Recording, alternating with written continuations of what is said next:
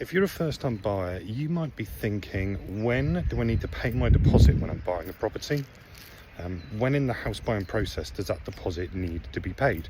And when do I need to have that deposit ready?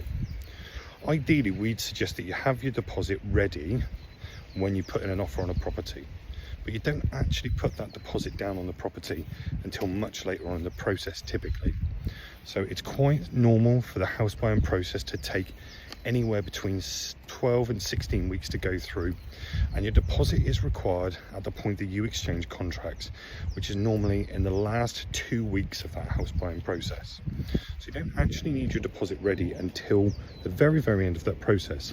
And ultimately, if you don't end up buying that property for various reasons, such as a problem with the survey, then you will not put down that deposit, and therefore you don't risk losing your money.